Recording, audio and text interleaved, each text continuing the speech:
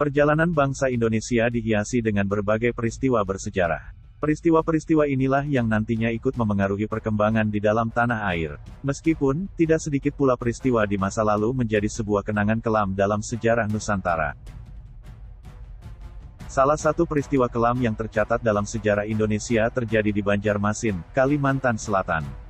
Meskipun peristiwa ini tidak banyak dikisahkan seperti halnya kerusuhan Sampit, kerusuhan Poso, atau kerusuhan Mei tahun 1998, namun dampak yang diakibatkannya menjadi salah satu yang terburuk menjelang berakhirnya Orde Baru.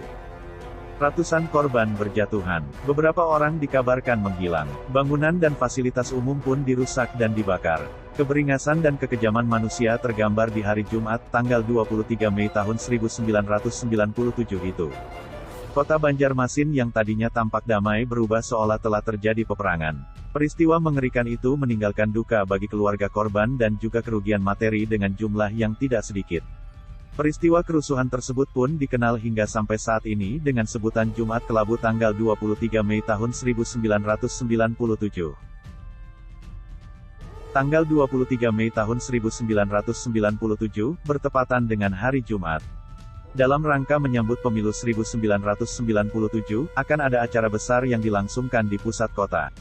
Salah satu partai yang ikut serta dalam pemilu, Golkar, akan menyelenggarakan kampanye dengan panggung hiburan rakyat. Panggung hiburan rakyat itu rencananya akan dilaksanakan usai ibadah salat Jumat. Namun, rencana tersebut tidak pernah terwujud, dan justru berubah menjadi sebuah tragedi berdarah yang akan selalu dikenang. Sebagian massa dari kampanye Golkar yang terdiri dari anak-anak muda membuat kegaduhan dengan membuat suara raungan sepeda motor, sehingga mengganggu ketenangan masyarakat Muslim yang tengah melaksanakan salat Jumat. Hal ini dilanjutkan dengan arak-arakan sepeda motor tersebut melewati Masjid Nur di Jalan Pangeran Samudra. Sebenarnya, sudah ada larangan untuk tidak melewati Masjid Nur. Terlebih saat itu jemaah sholat Jumat juga meluber ke depan halaman depan masjid. Namun, masa kampanye yang didukung oleh Satgas Golkar tetap ngotot ingin melewati jalan tersebut dengan alasan salat Jumat sudah hampir selesai. Usai salat Jumat, massa yang tadinya terganggu ibadahnya mulai berdatangan dari berbagai penjuru untuk menuju kantor DPD Golkar Kalimantan Selatan. Bentrokan pun tak terelakkan antara massa dengan Satgas Golkar dan Forum Komunikasi Putra-Putri Purnawirawan Indonesia. Melengkapi dirinya dengan senjata tajam mulai bergerak ke pusat kota.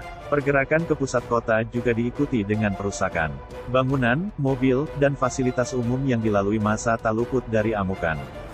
Bentrokan fisik pun menyebabkan jatuhnya korban jiwa. Ruko-ruko dirusak, dan Mitra Plaza dibakar. Aksi penjarahan pun tak terhindarkan. Listrik yang padam ikut menjadikan suasana kota kian mencekam.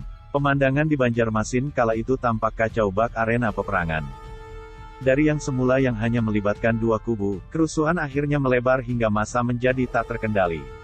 Dikabarkan bahwa terdapat beberapa gereja dan satu kelenteng yang ikut dihancurkan. Rumah WNI keturunan Tionghoa pun tak luput dari serangan massa.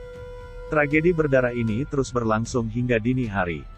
Pasukan keamanan pun beraksi di malam hari. Pasukan keamanan yang terdiri dari prajurit TNI dan Polri mulai menyisir kampung-kampung kecil untuk memburu massa dan para penjara. Ratusan mayat dari kerusuhan ini akhirnya dikuburkan secara massal di Komplek Pemakaman Landasan Ulin Tengah, Kecamatan Landasan Ulin, Banjarbaru, yang terletak 22 km sebelah tenggara Banjarmasin.